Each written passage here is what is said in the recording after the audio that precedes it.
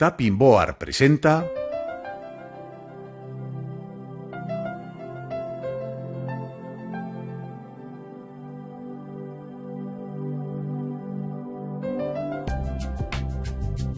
el bruxismo.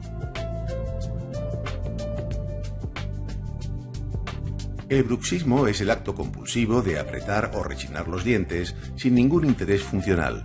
El estrés y la ansiedad son a menudo las causas más frecuentes. Se calcula que el 80% de la población ha tenido algún episodio bruxista a lo largo de su vida, incluyendo adultos, adolescentes y niños. Y es una conducta muy nociva para los dientes, el periodonto y los músculos de la boca. Existen dos tipos de movimientos bruxistas: el apretamiento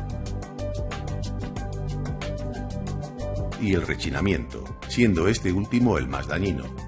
La manifestación más común del bruxismo es el desgaste de los dientes. También podrá causar sensibilidad dental y fisuras, o incluso fracturas y desprendimientos de restauraciones. Además, puede producir la pérdida de anclaje de los dientes.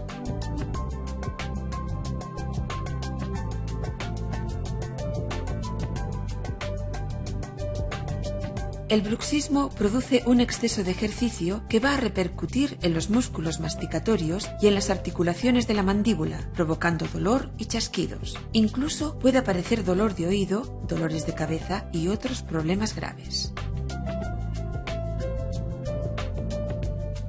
El bruxismo puede ser diurno o nocturno, siendo este último el más frecuente y que a menudo pasa desapercibido. Para evitar los efectos del bruxismo, su odontólogo le prescribirá una férula de descarga, también llamada férula oclusal o férula de relajación. La férula es un aparato generalmente de resina transparente que se interpone entre los dientes. La férula mejorará la posición de la mandíbula, evitará el desgaste y las fracturas dentales y relajará los músculos masticatorios. También protegerá a las carillas, coronas y puentes.